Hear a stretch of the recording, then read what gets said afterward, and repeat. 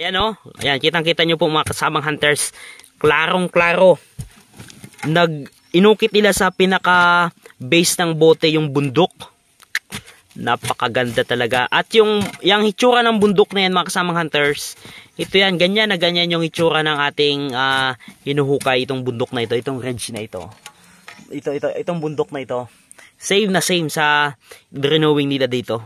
Pinag-aralan mong maigi, ito ay tunnel layout. Layout ng tunnel mga kasamang hunters, yung pagkakaplano. Kung inyong mapapansin, yung isang linya na yung pataas, ito, para hindi kayo malito. Yung isang linya na ito, yung guhit na ito yan. Pag tinukoy mo ito mga kasamang hunters, ito yan. Itong tunnel natin na ito.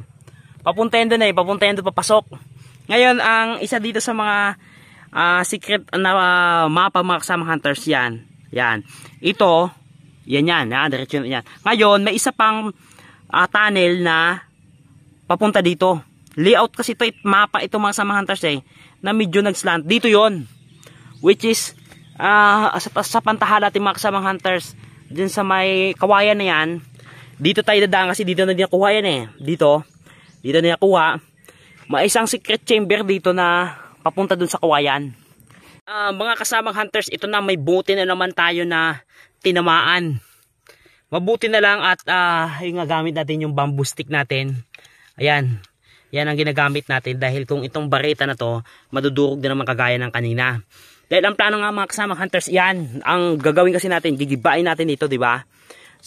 Yung dito kasi, okay na yan, konti na lang, makakapasok na tayo dito. Plano natin, gibain ito. So ngayon, ang ginawa natin habang kiniklearing natin dito sa ilalim muna, bago natin tibagi sa taas, ito, bote. Tapos yung dulo ng bote, nakaturo palabas mga kasamang hunters, palabas. Pero yung kanyang base, nakaturo, papasok. Ang bote ay kulay green. Napakagandang markings mga kasamang hunters. Ito ngayon, dadahan-dahanin natin kunin. Ayan, napakagandang markings mga kasamang hunters. So, intact na intact, panalo. Napakagandang koleksyon. Ayan o. Palabas mga kasamang hunters ang point niya. Kulay green. Napakagandang treasure collection.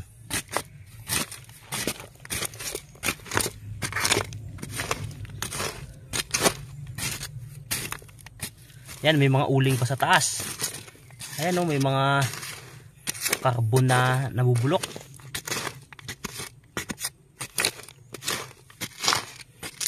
Napakaganda, panalo. Ang ganda talaga. Buti na lang hindi natin nasundot kanina. Ayan. Yan na, okay na. Ayun, panalo. Ito yung bote natin na nakuha at nalinis natin. At yung base, napakaganda mga kasamang hunters. Yung kanyang base ay may drawing na bundok. Yan Yan kung inyo mapansin, bundok yan mga kasamang hunters. Which is talagang yung bundok na hinuhukay natin na ito mga kasamang hunters na i-drawing talaga nila. Ibig sabihin, ito ay patunay lang na mayroong yung bundok na ito na hinuhukay natin ay mayroong napakalaking kayamanan talaga. Napakaganda yun. Inukit talaga mga kasamang hunters. Kung ano yung nakalagay dyan na itsura ng bundok pagkaka-drawing, ganyan na ganyan dito sa actual mga kasamang hunters. Ayan ayan, kitang-kita nyo po mga kasamang hunters, klarong-klaro. Inukit nila sa pinaka-base ng bote yung bundok. Napakaganda talaga. At yung hitsura ng bundok na yan mga kasamang hunters, ito yan, ganyan na ganyan yung hitsura ng ating hinuhukay, itong bundok na ito, itong ridge na ito. Itong bundok na ito. Same na same sa drawing nila dito. Napakaganda, panalo talaga itong treasure site natin. Mga kasamang hunters, ito pa. Ito yan na lang to, initial na observation lang mga kasamang hunters. Hindi pa talaga ito final. Ngayon, bukod sa sumisimbolo dito sa bundok na ito, pag pinag-aralan mong maigi, ito ay tunnel layout. Layout ng tunnel mga kasamang hunters, yung pagkakaplano. Kung inyong mapapansin, yung isang linya na yung pataas, ito, para hindi kayo malito. Yung isang linya na ito, yung guhit na ito yan. Pag tinukoy mo ito mga kasamang hunters, ito yan. Itong tunnel natin na ito.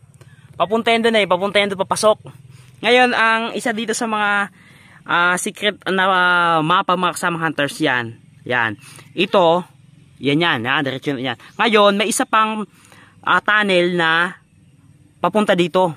Layout kasi ito, mapa ito mga kasamang hunters na medyo nag-slant. Dito yon, which is sa pantahala natin mga kasamang hunters, dyan sa may kawayan na yan. Dito tayo dadaan kasi dito na din nakuha yan Dito na nakuha. May isang secret chamber dito na papunta dun sa kawayan. Papunta doon. Tapos yung isa namang guhit, tinutukoy na to, itong tunnel na ito. Yan. Yan tinutukoy niyan mga kasamang hunters. Papasok yan doon sa loob. Napakaganda. Papunta dito. May isa pang secret chamber. Pero ang gagawin natin mga kasamang hunters, yung chamber na ito, ito muna ang kukunin natin.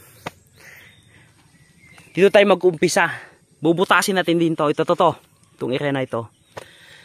Napakaganda, panalo. Siguro babaybayin natin yung ridge na yan, babaybayin natin papunta doon. Papunta tayo doon. Kitang-kita niyo po mga kasamang hunters. Akong klaro yan, tunnel layout yan. Napakaganda.